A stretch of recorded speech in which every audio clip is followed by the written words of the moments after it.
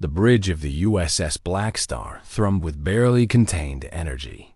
Panels glowed with pale blue light, casting long shadows across the crew's determined faces.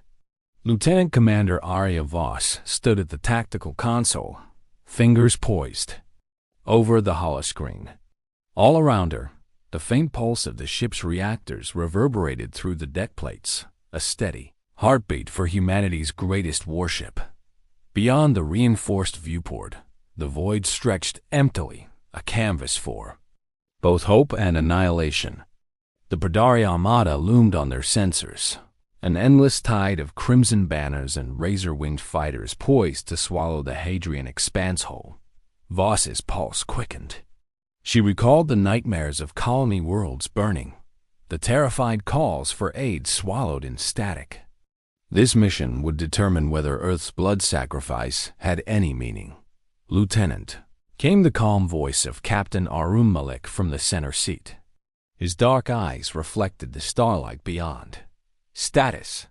"Tactical Officer Enzo." Kai's gaunted fingertips flickered through holographic icons. The Pradari fleet massing at Grid 4-5. 12 capital ships, each bristling with plasma turrets, escorting 60 heavy cruisers and untold swarms of bioengineered fighters. "They've set up a blockade, but they don't know we're here." Voss swallowed. "And our orders, sir?"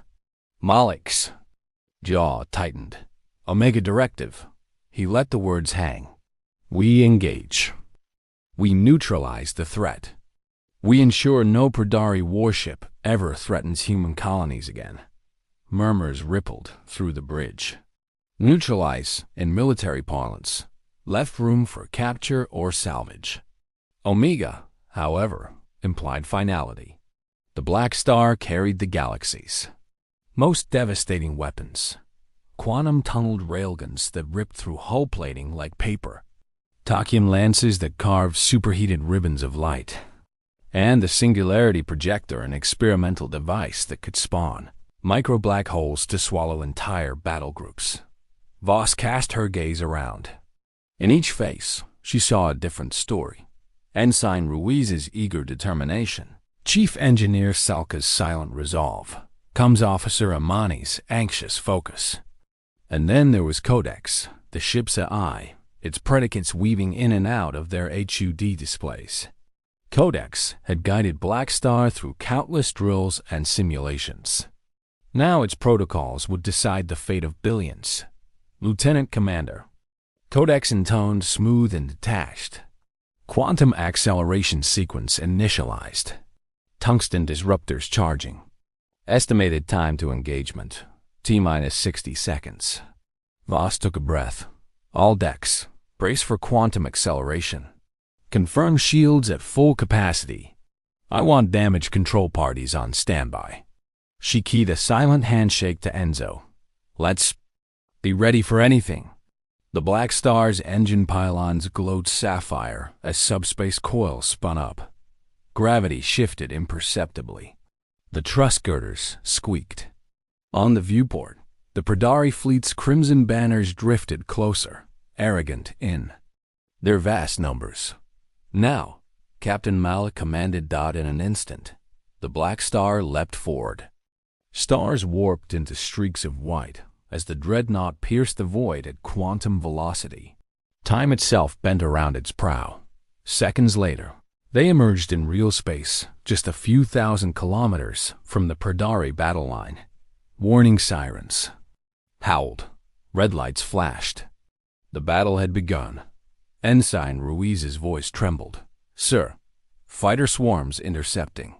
Within moments, the enemy's bioengineered fighters, sleek, winged horrors, dove toward the Blackstar like a swarm of blood beetles. Their talon-like wings glinted as they opened fire. "Evasive maneuvers," Voss ordered. "Deploy point defense drones." Metallic drums erupted from launch tubes along the Blackstar's flanks, spinning to intercept.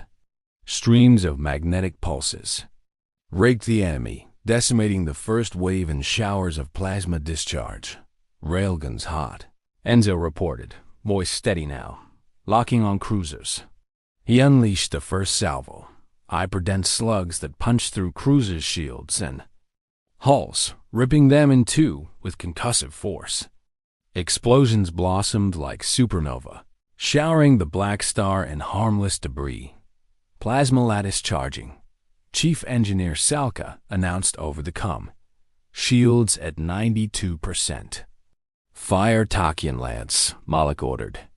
A streak of electric blue energy lanced out, cleaving a capital ship's prow away. The vessel's reactors overloaded, and it disintegrated in a silent bloom of fire. For a heartbeat, the bridge crew held their breath. Then the AI slow timbre filled the void. Singularity projector at operational parameters, ready to deploy. Across the bridge, every eye flicked to Malik. To fire this weapon was to wield creation's darkest power, spawning a miniature black hole that would collapse upon itself, erasing everything in its gravitational maw. The captain's voice was barely a whisper. Engage. In the heart of the expanse, a shimmering sphere of gravitational distortion blossomed beneath the Blackstar's ventral launch bay. It pulsed, a living void, then surged outward. Pradari cruisers and fighters alike were drawn helplessly toward it. Hulls buckled, plasma singed. In moments, the vortex collapsed, leaving nothing but drifting echoes. When the maelstrom ended, the expanse was littered with the skeletal husks of an entire armada. No escape pods, no survivors, only the cosmic debris of a war crime writ large across the tapestry of space. A heavy silence settled on the bridge. The hum of the engines and the ringing in Voss's ears were the only sounds. She stared at the kill count display, watching the numbers tick upward. Then Plateau. Captain Malik stood slowly. Report. Complete destruction of the Pradari. Force, Enzo said, voice hollow. No sign of survivors. The captain's gaze shifted to Voss, and in it she saw conflict, triumph tempered by dread. The Omega directive is fulfilled. Arya Voss felt a hollow pang in her chest. They had won decisively, utterly, but at what cost? The Pradari threat, yes, had been shattered, but so had any notion of mercy. Humanity had unleashed a weapon of pure oblivion, leaving no witness to testify of their wrath. She closed her eyes for a moment, battling the tide of guilt and relief swimming within her. When she opened them, she gave Malik her full attention. Orders, sir? Malik's expression hardened. Regroup. We sweep the expanse for any hidden threats, salvage what intel we can, and then deliver the news to High Command. The war will change now irreversibly. As the crew sprang into motion, Voss felt her resolve steel. There would be no turning back. The USS Blackstar had entered the war, and nothing would ever survive its wrath. The USS Blackstar drifted through the silent aftermath of the Hadrian expanse, its black hull a stark silhouette against the swirling starlight. Captain Malik sat in his ready chair, reviewing battle logs and sensor sweeps. Lieutenant Commander. Voss entered, datapad in hand, her expression grave. Sir, we've decrypted the Pradari transmission from the flagship debris, she reported. They refer to an artifact called the Harbinger, said to be hidden in the Kareth Nebula. They believe it can turn defeat into revenge. Malik folded his hands. The Kareth Nebula. An uncharted storm of ionic turbulence. If it's true, this device could reignite the war tenfold. Prepare a covert recon team. I want minimal signatures. Voss nodded. Aye, sir. She tapped her badge. Engineering, cloak modulations at 80%. Just enough to slip past any sensors. 1.